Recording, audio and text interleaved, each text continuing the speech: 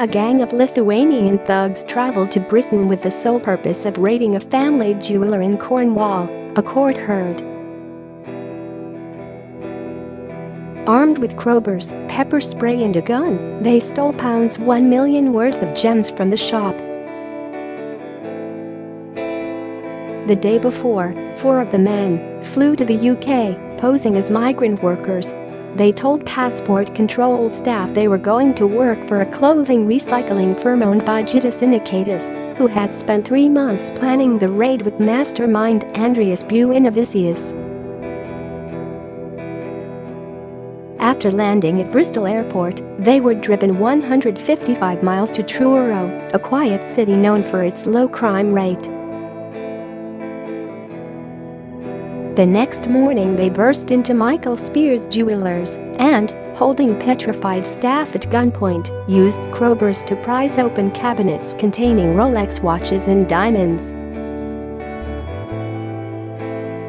Shop manager David Brignall said, "I put my hands in the air and shouted, 'Please don't hurt anyone, take what you need, no one will stop you.'" The first male came through the door and had what I believe to be a gun of some form.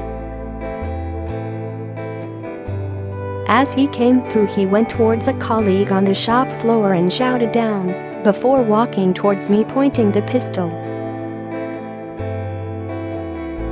Share this article. Share. Initially I put my hands up and tried to keep contact, shouting, "Don't hurt anyone, nobody will stop you," over and over. He added, after he shouted down, liquid was sprayed at me, hitting me in the chest and neck. I was short of breath and my eyes were streaming. I still had my hands up and went down on my knees. Other than shouting down, I didn't hear them say anything else. It was all actions and body language to communicate. They knew what they were doing. The robbery, which was captured on CCTV, was over in 2 minutes. They fled in a Renault Laguna, which they ditched for a Ford Mondeo, before speeding off down the A30 towards Exeter. They had hoped to make it to the airport to board flights to Lithuania, but were caught by police using CCTV and number plate recognition technology.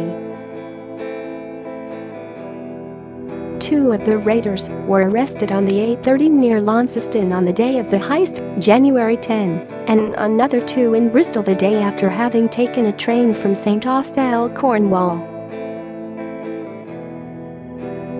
Buinavicius, one of the gang leaders, was caught at Luton Airport on the day of the raid, as he was about to board a flight home to Lithuania. The stolen goods, including 12 Patek Philippe watches, 16 Rolexes and an assortment of diamond jewelry, have never been recovered. Haroldas Ivanovas, 20, Rigirdis Lakatis, 25, Saulius Mikas, 28, and Tomas Vakyrskis, 24, were convicted at Truro Crown Court last week of conspiracy to rob and using an imitation firearm with the intent of causing fear of violence. Ivanovas was sentenced to 7 years in a Young Offenders Institute. Slakaitis and Vakyrskis were jailed for 9.5 years and Mikas for 8 years. The 4 lived in deprived, crime-riddled parts of Lithuania and were recruited with the promise of making quick money. Buinavicius, 41, from Lithuania, and Inikatis, 35 from Plymouth, were also found guilty of conspiracy to rob and sentenced to a total of 29 years in prison after a 2-week trial. Jurors were told Buinavicius, a farmer from Kaunas, Lithuania's second-largest city, came to the UK twice in October last year to buy the getaway vehicles and to research and plan the routes. It is thought the Michael Spears shop was targeted because Inikatis had local knowledge of the area including getaway routes. Father of one Inakatis was also from Kaunas, where former schoolmates described him as a drifter unable to hunker down in the same place for long. Before moving to the UK, where he owns 3 rental homes, he had lived in Norway and Sweden. Inakatis said he first came into contact with 1million around September last year and insisted their discussions related to his clothing recycling business. The VAT-registered firm works with charities including the NSPCC to send unwanted clothing to countries such as Ukraine. Sentencing the 2 men, Judge Carr said, Andrew Buenavicius, the sat-nav in your car showed you circling the jewelers and other areas of the plot, including the car park, where the cars were exchanged. It's clear you took significant part in planning and the recruiting of those who took part.